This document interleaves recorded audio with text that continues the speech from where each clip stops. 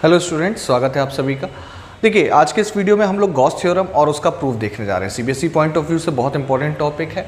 तो सबसे पहले स्टेटमेंट पर आते हैं। According to this law, the total electric flux linked through any closed surface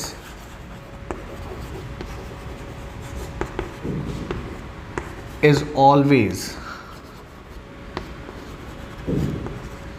equals to 1 by epsilon not. ठीक है, इसकी वैल्यू होती है टाइम्स ऑफ टोटल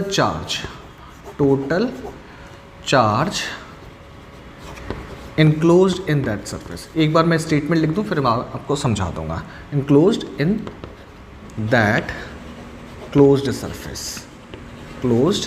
सरफेस यानी उस क्लोज सरफेस के अंदर कितना चार्ज इनक्लोज्ड है। ठीक है, मान लीजिए कोई सरफेस मैंने लिया ऐसा और उसके अंदर मान लीजिए एक चार्ज है Q इनक्लोज्ड। ठीक है, सो इससे इस क्लोज सरफेस से बाहर कितना फ्लक्स निकल रहा होगा। फील्ड लाइंस किसी भी एरिया से जब बाहर निकलता है तो उसको हम लोग फ्लक्स कहते हैं। ठीक है, तो total flux through the close surface according to this statement is given by 1 by epsilon not times the total charge enclosed in that surface. ठीक है, कितना चार्ज उस क्लोज सरफेस के अंदर है, बाहर से हमें मतलब नहीं है। ठीक है, कितना चार्ज अंदर है वही एक्चुअल में फ्लक्स का रीजन बनेगा। अच्छा देखिए, इलेक्ट्रिक फ्लक्स की जब हम डेफिनेशन देख रहे थे तो उसमें हम लोगों ने एक चीज़ और देखी थी कि फ्लक्स का जो फॉर्मूला था दैट इज क्या, ई डी एस कॉस थीटा। ठीक, और इसको अगर वेक्टर फॉर्म में लिखें तो E vector dot D S vector. ठीक है, ये आपका फ्लक्स का फॉर्मूला था और दोनों एक ही चीज़ बता रहे हैं, क्लोज सरफेस से निकलने वाला फ्लक्स, गॉस थ्योरम और आपका डेफिनेशन ऑफ इलेक्ट्रिक फ्लक्स। तो मैं कह सकता हूँ यहाँ से, देखिए एक नई स्टेटमेंट मिल रही है और मैं कहूँगा कि सीबीएसई में आप यही प्रेफर करिएगा, लिखिएगा। ठीक है, that is E D S. ठीक, ये डॉट प्रोडक्ट है, इज इक्वल टू क्या, 1 by epsilon not times of Q enclosed. So यहाँ से एक नई स्टेटमेंट है। ठीक है, और इस स्टेटमेंट को मैं प्रेफर करता हूँ। ठीक है, क्या है ये स्टेटमेंट, गॉस थ्योरम की या गॉस लॉ की, surface integral of electric field. फिर से बोलो, surface integral of electric field is always equal to 1 by eps not times of the total charge enclosed in that close surface. ठीक है, ये electromagnetic waves जब हम पढ़ेंगे वहाँ पे ये स्टेटमेंट आपका यूज होता है। ठीक है, फिर से बोल रहा हूँ, surface integral of electric field is always equal to 1 by eps not times of the total charge enclosed in that close surface. ठीक है, सो ये दो स्टेटमेंट है। पहली स्टेटमेंट ये सिंपल भाषा में, ठीक है, और दूसरी स्टेटमेंट आपको यहाँ से मिल जाती है। ठीक है, चलिए, सो इसके हम प्रूफ पर आने से पहले एक जेईई मेंस का क्वेश्चन ले लेते हैं।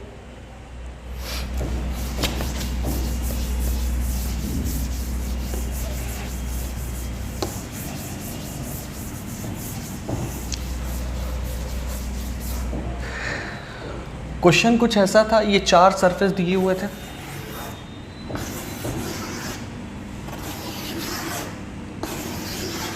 ठीक है, 2017 मेंस का क्वेश्चन है। एक में 2Q चार्ज था, एक में Q और -Q चार्ज था।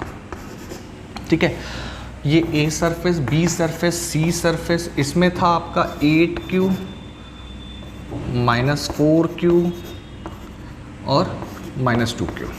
ठीक है, ये D सरफेस, इसमें था आपका 5Q -3Q और +4Q।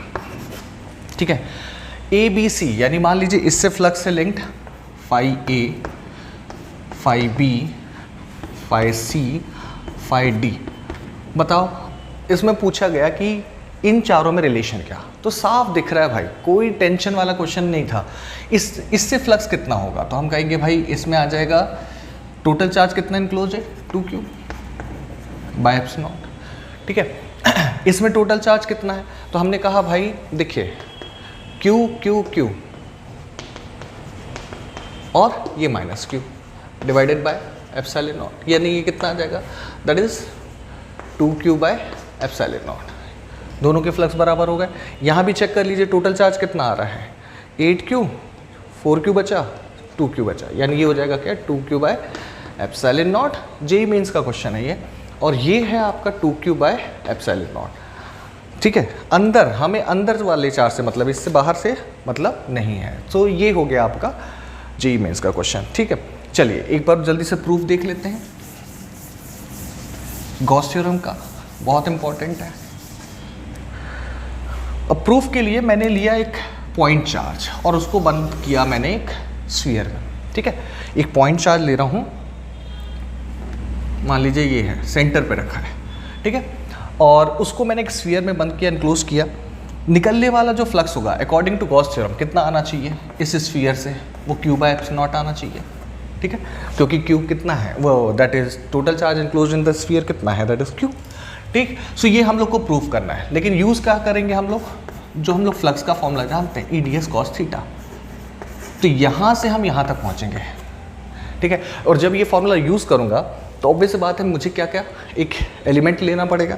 ठीक है, सो मैंने यहाँ पे मान लीजिए एक एलिमेंट लिया, ये छोटा सा एलिमेंट, क्योंकि फ्लक्स आपका ये EDS cos थीटा पे डिपेंड करता है। ठीक है, सो एक छोटा सा एलिमेंट लेते हैं और उस छोटे से एलिमेंट से हम देखते हैं कि इसकी इलेक्ट्रिक फील्ड कैसे निकल रही होगी, तो हम कहते हैं रेडियली आउटवर्ड ही निकलती है इलेक्ट्रिक फील्ड।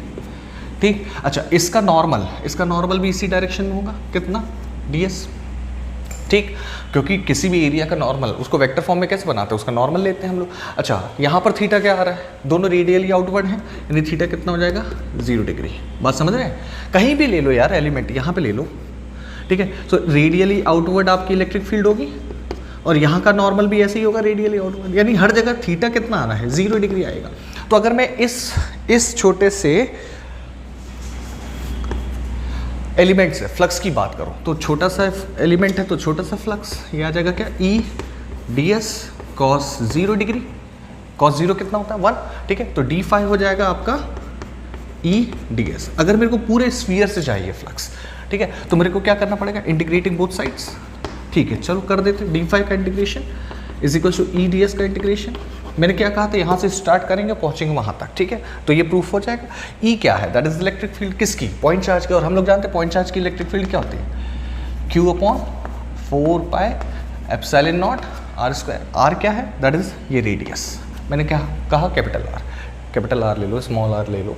ठीक है, सो भाई हम लोग जो इलेक्ट्रिक फील्ड निकाल रहे हैं वो एलिमेंट पर निकाल रहे हैं। एलिमेंट कितनी डिस्टेंस पर, r डिस्टेंस पर, तो E उसकी वैल्यू होगी, यानी क्या, Q upon 4 pi epsilon not r²।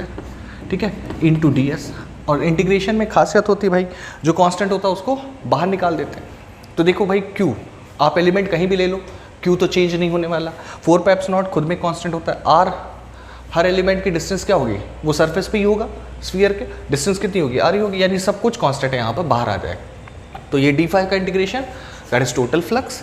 ठीक है, इज इक्वल टू क्या हो जाएगा, Q upon 4 pi epsilon not r², और अंदर बचेगा DS का इंटीग्रेशन। DS का इंटीग्रेशन यानी छोटे छोटे एलिमेंट्स को ऐड करना है। एक स्फीयर के छोटे छोटे एलिमेंट्स को ऐड करोगे, उसके एरिया को ऐड करोगे तो क्या मिलेगा, ओवरऑल एरिया किसका, स्फीयर का।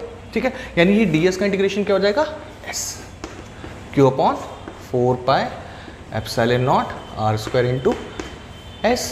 ठीक है, सो S सरफेस एरिया है, मैं यहाँ रख देता हूँ स्फीयर का जिसका रेडियस R है, तो ये हो जाएगा 4 पाई r²। देखिए कैंसिल हो रहा है, तो फ्लक्स कितना आ रहा है, Q bye epsilon not. So this is the proof of Gauss theorem. ठीक है, तो ऐसी छोटे छोटे वीडियोस मैं बनाता रहूँगा, और भी डेरिवेशंस आ रहे हैं। अगले लीनियर चार्ज का हम लोग निकालेंगे, लाइन चार्ज का निकालेंगे, इनफाइनाइट लाइन चार्ज का, शीट का, कंडक्टिंग स्फीयर का, नॉन कंडक्टिंग स्फीयर का। सो देखते रहिएगा। Thank you very much.